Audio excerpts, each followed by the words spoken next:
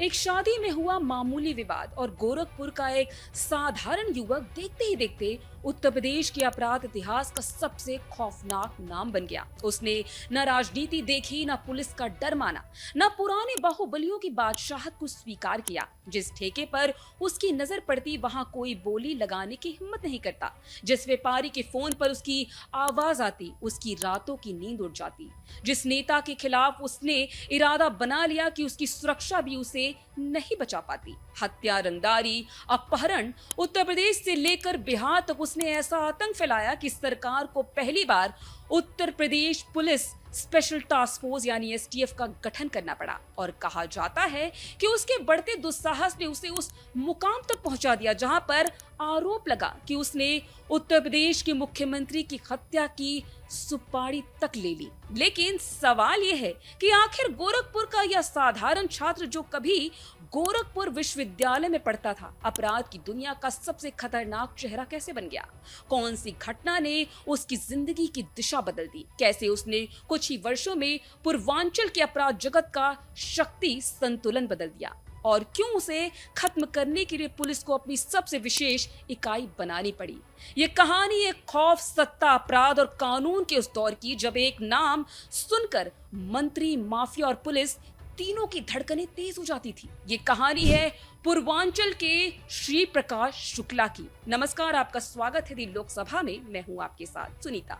तो चलिए शुरू करते हैं 90 के दशक के पूर्वांचल के शूटर श्री प्रकाश शुक्ला की जुर्म की दुनिया में कदम रखने की कहानी की ओर। उत्तर प्रदेश के कुख्यात डॉन श्री प्रकाश शुक्ला का जन्म 6 अक्टूबर 1973 गोरखपुर में हुआ था। श्री प्रकाश शुक्ला ने अपनी शुरुआती पढ़ाई गोरखपुर से ही की थी और इंटरमीडिएट तक की पढ़ाई अपनी स्थानीय स्कूल से की थी। श्री प्रकाश शुक्ला हमेशा ब्रांडेड कपड़े, जूते और चश्मे पहनता था। उसे बंदूकों का बहुत शौक था। लेकिन जैसे ही श्री प्रकाश शुक्ला गोरखपुर यूनिवर्सिटी में दाखिला लेता, उससे पहले ही उसका दाखिला जुर्म की दुनिया में हो गया। महज 19 साल की उम्र में ही श्री प्रकाश शुक्ला ने क्राइम की दुनिया में कदम रख दिया। कुश्ती का शौकीन शुक्ला अपने गांव का जाना माना पहलवान था। उसने साल 1993 में पहली बार राकेश तिवारी नामक एक व्यक्ति की हत्या कर दी थी। उसका जुर्म यह था कि उसने शुक्ला की बहन से छेड़छाड़ की थी, जिसके चलते श्री प्रकाश ने उसे मौत के घाट उतार दिया था। इस वजह से वो अपनी आगे की पढ़ाई नहीं कर सका। 1993 की वो घटना सिर्फ एक हत्या नहीं थी, वो उस दरवाजे की पहली दस्तक थी जिसके दूसरी ओर इंतजार कर रही थी गोलियों, गैंग वॉर, रंगदारी, राजनीति और आतंक से भरी एक ऐसी दुनिया जहां कुछ ही सालों में श्री प्रकाश शुक्ला का नाम खौफ का पर्याय बन गया। 1993 में दर्ज राकेश की हत्या के मामले में श्री प्रकाश लंबे समय तक फरार रहा। राकेश की हत्या करने के बाद पुलिस शुक्ला की तलाश कर रही थी। मामले की गंभीरता को समझते हुए श्री प्रकाश ने देश छोड़ना ही बेहतर समझा और वो किसी तरह से भागकर बैंकॉक चला गया। वो काफी दिनों तक वहां रहा। श्री प्रकाश शुक्ला हत्या के मामले में वांछित था। पुलिस यहाँ उसकी तलाश कर रही थी और वो बैंकॉक में खुलेआम घूम रहा था। लेकिन पैसे की तंगी के चलते वो ज्यादा दिन वहां नहीं रह सका और वो भारत लौट आया। लेकिन जब वह लौट कर आया तो उसने अपराध की दुनिया में ही ठिकाना बनाने का मन बना लिया। इसके बाद 22 साल की उम्र में रेलवे के ठेके में माफिया श्री प्रकाश शुक्ला ने जब एंट्री मारी थी, उसे चर्चित गुंडे और कभी निर्दलीय विधायक चुने जाने वाले सूरजभान सिंह की शय मिली। श्री प्रकाश और माफिया सूरजभान की जोड़ी ने बाहुबली वीरेंद्र प्रताप शाही साथ ही बाहुबली हरिशंकर तिवारी के साम्राज्य को बहुत चोट पहुंचाई। वो राजनेताओं और व्यापारियों के लिए सबसे बड़ा सिरदर्द बन चुका था। उधर पुलिस पर भी श्री प्रकाश शुक्ला पर कार्रवाई करने का दबाव बढ़ने लगा और हर रोज अखबारों में माफिया श्री प्रकाश का नाम छपने लगा। बिहार और यूपी दोनों ही राज्यों में छोटे बदमाशों से हत्या, रंगदारी, कमीशन खोरी जैसे काम कराकर माफिया श्री प्रकाश शुक्ला यूपी के साथ साथ बिहार का भी सबसे खतरनाक व बेरहम अपराधी बन चुका था। यूं तो श्री प्रकाश शुक्ला के जुर्म का कच्चा चिट्ठा काफी लंबा है। कुछ केसेस की बात करें तो 11 जनवरी 1997 अमीनाबाद दोपहर का सामान्य सा दिन। बाजार हमेशा की तरह व्यस्त था। दुकानों पर ग्राहकों की आवाजाही जारी थी। कारोबार अपनी रफ्तार से चल रहा था और इसी बीच भीड़ भाड़ के बीच अपने कार्यालय में बैठकर लॉटरी के थोक व्यापारी पंकज श्रीवास्तव रोजमर्रा का काम निपटा रहे थे। कागजों का हिसाब, फोन कॉल, व्यापार की सामान्य भागदौड़, सब कुछ बिल्कुल सामान्य लग रहा था। लेकिन अगले कुछ क्षणों में जो कुछ होने वाला था वह लखनऊ के अपराध इतिहास में एक और सनसनीखेज घटना के रूप में दर्ज हो गया। अचानक ऑफिस का दरवाजा खुला, 3 युवक अंदर दाखिल हुए। उन लोगों के चेहरे पर ना घबराहट थी, ना जल्दबाजी, ना किसी तरह का संकोच। कमरे में मौजूद लोगों को शायद पहले लगा होगा कि वो लोग किसी काम से आए हैं, लेकिन ये मुलाकात व्यापार की नहीं, मौत की थी। कुछ सेकंड के भीतर हथियार निकाले गए और फिर गूंजी गोलियों की आवाज। एक के बाद एक चली गोलियों ने पूरे ऑफिस को दहला दिया। पंकज श्रीवास्तव को संभलने का मौका तक नहीं मिला। वो अपनी कुर्सी पर ही लहूलुहान होकर गिर पड़े। कमरे में अफरा तफरी मच गई, लोगों के चेहरे पर डर जम सा गया और हमलावर उतनी ही तेजी से बाहर निकल गए जैसे वे आए थे। कुछ ही मिनटों में ये खबर पूरे शहर में फैल गई। दिन दहाड़े शहर के व्यस्ततम इलाकों में एक बड़े व्यापारी की हत्या कर दी गई थी। ये सिर्फ एक मर्डर नहीं था, ये एक संदेश था, एक ऐसा संदेश जिसने व्यापार जगत को स्पष्ट चेतावनी दी। अब अपराधी न केवल धमकी दे रहे थे, बल्कि राजधानी के बीचों बीच खुलेआम मौत बांटने का दुस्साहस भी कर रहे थे। और जल्द ही जांच एजेंसियों की नजरें उस नाम की ओर मुड़ने लगी जो उस दौर में तेजी से खौफ का पर्याय बनता जा रहा था, श्री प्रकाश शुक्ला। मार्च 1997 की एक रात घड़ी में लगभग 11 बजे थे। इलाहाबाद, जो आज प्रयागराज के नाम से जाना जाता है, में सन्नाटा धीरे धीरे गहराता जा रहा था। आधे से ज्यादा लोग दिन भर की भागदौड़ के बाद आराम की तैयारी में थे, लेकिन उसी रात एक फोन कॉल ने आने वाले दिन को सनसनी में बदल दिया। फोन की घंटी बजी। दूसरी तरफ था उस दौर का सबसे खतरनाक नाम, श्री प्रकाश शुक्ला, और फोन उठाने वाला था बाहुबली नेता उदयभान करवरिया। आवाज शांत थी, लेकिन शब्दों में साफ धमकी छिपी थी। श्री प्रकाश ने कहा, अगले दिन होने वाली अंग्रेजी शराब की ठेकों की नीलामी में करवरिया शामिल ना हो। संदेश बिल्कुल स्पष्ट था, अगर तुम टेंडर में आए तो तुम पर गोली चल सकती है। ये कोई साधारण चेतावनी नहीं थी। उस दौर में शराब के ठेके सिर्फ व्यवसाय नहीं, बल्कि करोड़ों रुपए और राजनीतिक प्रभाव का केंद्र हुआ करते थे। और प्रयागराज जैसे क्षेत्र में इस कारोबार पर उदयभान करवरिया का गहरा प्रभाव माना जाता था। लेकिन करवरिया भी चुनौती से पीछे हटने वालों में से नहीं था। करवरिया ने बिना हिचक जवाब दिया, मैं कल अपनी एम्बेसडर कार से आऊंगा और औकात हो तो गोली चलाकर देख लेना। अगले दिन पूरे शहर में तनाव का माहौल था। लोगों के बीच सिर्फ एक ही चर्चा थी कि आज कुछ भी हो सकता है। नीलामी शुरू हुई। बोली लगभग 10 लाख रुपए से शुरू हुई और बढ़ते बढ़ते 18 लाख रुपए तक पहुंची। आखिरकार बोली उदयभान करवरिया के नाम पर समाप्त हुई। टेंडर की प्रक्रिया पूरी हो गई, पर कोई चारों ओर देख रहा था। क्या श्री प्रकाश आएगा? क्या गोलियां चलेंगी? क्या शहर एक और खूनी वारदात का गवाह बनेगा? लेकिन आशंकाओं के विपरीत उस दिन श्री प्रकाश शुक्ला कहीं दिखाई नहीं दिया। ना कोई हमला हुआ, ना कोई गोली चली, ना कोई सनसनीखेज वारदात हुई। और कहा जाता है कि उस घटना के बाद उदयभान करवरिया को श्री प्रकाश का फोन फिर कभी नहीं आया।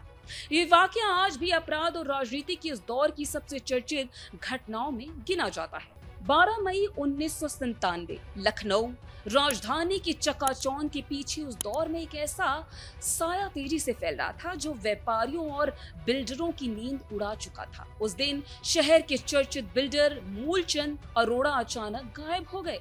शुरुआत में लोगों को लगा कि शायद ये कोई सामान्य गुमशुदगी का मामला है, लेकिन कुछ ही घंटों में स्पष्ट हो गया ये एक सुनियोजित अपहरण था। और इस घटना के पीछे जिस नाम की चर्चा होने लगी वो था श्री प्रकाश शुक्ला। ये वही दौर था जब श्री प्रकाश का नेटवर्क तेजी से फैल रहा था। हत्या और रंगदारी के साथ अब उसने अपहरण को भी अपने प्रभाव और आर्थिक शक्ति बढ़ाने के साधन के रूप में इस्तेमाल करना शुरू कर दिया। मूलचंद अरोड़ा को बंधक बनाकर रखा गया। परिवार और सहयोगियों पर भारी दबाव बनाया गया और उनकी सुरक्षित रिहाई के बदले एक विशाल रकम की मांग की गई। आखिरकार कथित रूप से लगभग 1 करोड़ रुपए की फिरौती अदा की गई। रकम मिलने के बाद मूलचंद अरोड़ा को छोड़ दिया गया। अगस्त 1997, दिलीप होटल, लखनऊ। रात का समय था। होटल के कमरा नंबर 206 में 4 लोग ठहाके लगा रहे थे, चाय नाश्ता कर रहे थे। होटल के नीचे 2 लोग कार से उतरते ही उनके हाथ में थे AK-47। ये दोनों धड़धड़ाते हुए होटल की सीढ़ियां चढ़ने लगते हैं।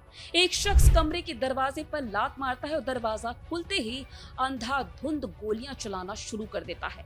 कमरे में बैठे 4 लोगों में से 3 बेड के नीचे छुप जाते हैं, जबकि एक की मौत हो जाती है। जाते जाते गोली मारने वाला शख्स बोलता है, जान बचानी है तो भाग लो, मेरे और टेंडर के बीच में आएगा वो काम से जाएगा। दरअसल वो श्री प्रकाश शुक्ला था, जिसने होटल में घुसकर गोरखपुर के 4 ठेकेदारों को अपना निशाना बनाया और उनमें से एक श्री प्रकाश की गोली का शिकार हुआ। और ये सब गोरखपुर क्षेत्र के ठेकेदारों को डराने और टेंडर की प्रतिस्पर्धा पर नियंत्रण स्थापित करने के लिए किया गया था।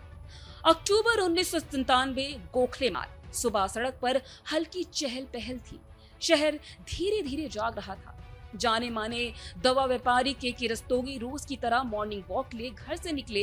कार की ड्राइविंग सीट पर उनका बेटा कुणाल रस्तोगी बैठा था। सब कुछ सामान्य लग रहा था, लेकिन कुछ ही मिनटों में ये सुबह एक ऐसे बुरे सपने में बदलने वाली थी जिसे लखनऊ लंबे समय तक याद रखने वाला था। अचानक पीछे से एक दूसरी कार ने उनकी गाड़ी को टक्कर मारी। बेटा कुणाल गुस्से में कार से उतरता है और टक्कर मारने वालों में से बहस करने लगता है। वैसे ही अचानक वो लोग उसे दबोच कर जबरन अपनी कार में बैठा लेते। अपने बेटे को अगवा होते देख के रस्तोगी ने बिना एक पल गवाए पीछा करना शुरू कर दिया। अपनी कार से अपहरणकर्ताओं की गाड़ी को टक्कर मारी। कुछ क्षणों के लिए अपराधियों की कार रुक गई, तभी दरवाजा खुला। कार से उतरा एक ऐसा व्यक्ति जिसका नाम उस खौफ का नाम बन चुका था, श्री प्रकाश शुक्ला। उसने बिना देर किए पिस्तौल निकाली और सड़क पर ही के रस्तोगी पर गोली चला दी। गंभीर रूप से घायल रस्तोगी वहीं गिर पड़े। उधर अपराधी कुणाल को लेकर फरार हो गए। इसके बाद परिवार से भारी फिरौती की मांग की गई। श्री प्रकाश गैंग ने 5 करोड़ रुपए की फिरौती मिलने के बाद कुणाल रस्तोगी को छोड़ दिया। अगला वाकया 31 मार्च 1997 लखनऊ में दिन दहाड़े हुई हत्या ने पूरे पूर्वांचल की राजनीति को हिलाकर रख दिया। निशाने पर थे वीरेंद्र शाही, पूर्वांचल के प्रभावशाली बाहुबली नेता और हरिशंकर तिवारी कट्टर प्रतिद्वंदी। कहा जाता है कि श्री प्रकाश शुक्ला ने अपने करीबी अनुज सिंह के अपमान का बदला लेने के लिए उन पर हमला कराया। कुछ ही सेकंड में गोलियों की बौछार ने वीरेंद्र शाही की जिंदगी खत्म कर दी। ये सिर्फ एक राजनीतिक हत्या नहीं थी, ये एक घोषणा थी कि अब अपराध जगत में एक ऐसा खिलाड़ी आ चुका है जो पुराने समीकरणों, स्थापित हैसियत और दशकों पुराने वर्चस्व से डरने वाला बिल्कुल नहीं है। 13 जून 1998 पटना के इंदिरा गांधी आयुर्विज्ञान संस्थान यानी IGIMS में इलाज करा रहे बिहार के मंत्री ब्रिज बिहारी प्रसाद को उनके सुरक्षा कर्मियों के सामने गोलियों से भून डाला गया। इस सनसनीखेज हत्या में श्री प्रकाश शुक्ला का नाम प्रमुख रूप से सामने आया और इस घटना ने उसके आतंक को उत्तर प्रदेश से आगे बिहार तक स्थापित कर दिया था। वैसे बता दें कि पुलिस से उसकी पहली बड़ी मुठभेड़ इससे पहले 9 सितंबर 1997 को जनपद मार्केट में हो चुकी थी। मुखबिर की सूचना पर पुलिस ने घेराबंदी की थी, लेकिन ऑपरेशन असफल रहा और एक पुलिसकर्मी शहीद हो गए। इसके बाद श्री प्रकाश शुक्ला का खौफ अपराध जगत के साथ साथ पुलिस महकमे में भी गहराई से महसूस किया जाने लगा। 18 जनवरी 1998 शिवनारायण पेट्रोल पंप पर उत्तर प्रदेश कोऑपरेटिव यूनियन के चेयरमैन उपेंद्र विक्रम सिंह अपनी कार की ओर बढ़ रही थी। तभी एक कार आकर रुकी और AK-47 से लैस हमलावरों ने उन पर ताबड़तोड़ गोलियां बरसा दी। सैकड़ों राउंड फायरिंग में उपेंद्र विक्रम सिंह की मौके पर ही मौत हो गई। इस सनसनीखेज हमले के पीछे श्री प्रकाश का नाम सामने आया। इस घटना ने साफ कर दिया कि रेलवे और अन्य ठेकों पर कब्जे की लड़ाई अब राजधानी लखनऊ में खुलेआम खूनी संघर्ष का रूप ले चुकी थी। लेकिन 1998 की ऐसी खबर सामने आई जिसने सिर्फ पुलिस मुख्यालय ही नहीं, पूरे उत्तर प्रदेश सरकार को हिलाकर रख दिया। श्री प्रकाश शुक्ला पर आरोप लगा कि उसने उस वक्त के उत्तर प्रदेश के मुख्यमंत्री कल्याण सिंह की हत्या की सुपारी ले ली। ये सिर्फ एक आपराधिक सूचना नहीं थी, ये सीधे राज्य की सर्वोच्च सत्ता को दी गई चुनौती थी।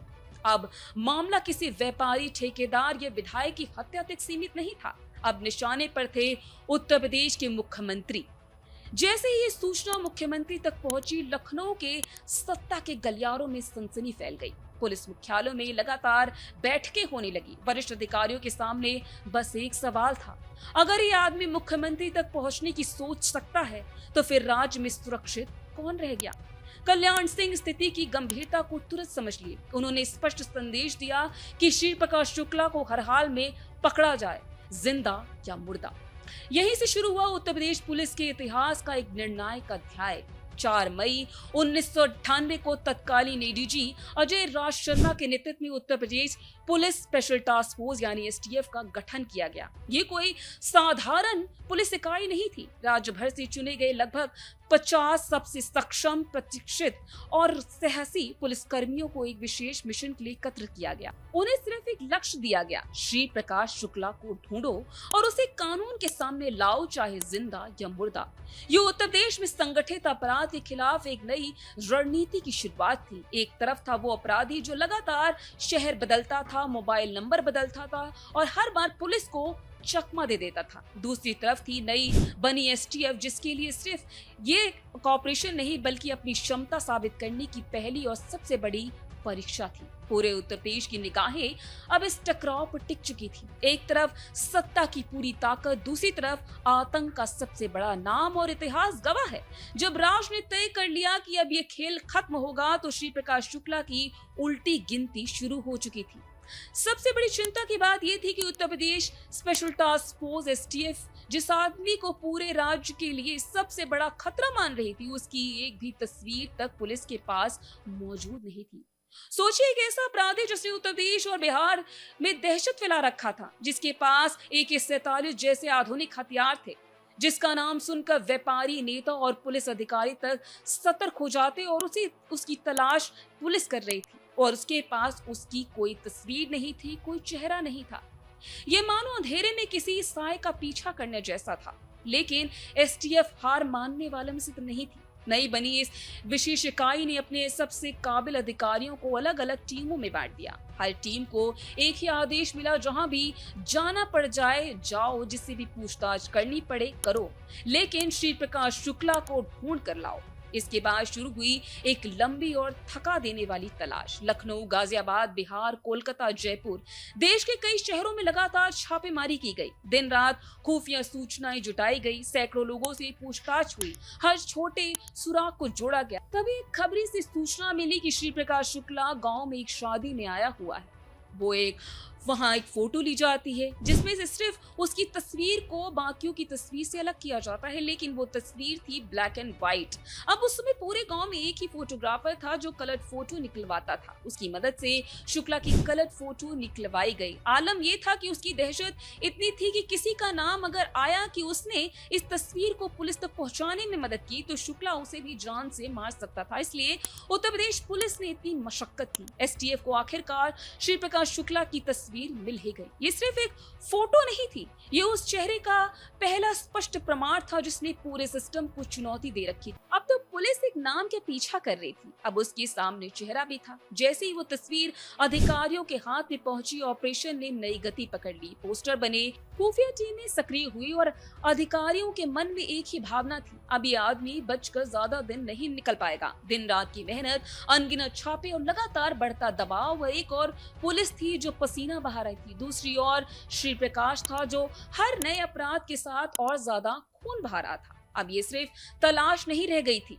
ये समय के खिलाफ दौड़ बन चुकी थी कि कौन पहले पहुंचेगा, कानून या फिर एक हत्यारा। बता दें कि हिंदुस्तान में पहला एनकाउंटर 11 जनवरी 1982 को मुंबई के बटाला कॉलेज में हुआ था, जब मुंबई पुलिस की एक स्पेशल टीम ने गैंगस्टर मानिया सुरभि को 6 गोलियां मारी थी। आजाद हिंदुस्तान का यह पहला एनकाउंटर ही विवादों में घिर गया था और अब बारी थी उत्तर प्रदेश की। सितंबर 1998, करीब 4 महीने की लगातार निगरानी, हजारों किलोमीटर की दौड़, अनगिनत छापेमारियों और एक ही लक्ष्य, श्री प्रकाश शुक्ला। अब उत्तर प्रदेश पुलिस एसटीएफ को एहसास हो चुका था कि ऑपरेशन केवल बंदूक के दम पर नहीं जीता जा सकता। अब इस बार हथियार से भी ज्यादा जरूरी थी तकनीक। उस दौर में मोबाइल फोन भारत में अभी नई चीज थी। बहुत कम लोगों को अंदाजा था कि एक फोन कॉल किसी साम्राज्य के अंत का कारण बन सकती है। पुलिस अधिकारियों के मुताबिक श्री प्रकाश शुक्ला की गर्लफ्रेंड भी हुआ करती थी जो दिल्ली में रहती थी। श्री प्रकाश शुक्ला उससे बात करता था। एसटीएफ को इस बात की जानकारी हो गई थी और पुलिस ने उसका व उसकी गर्लफ्रेंड का मोबाइल नंबर सर्विलेंस पर लगाया।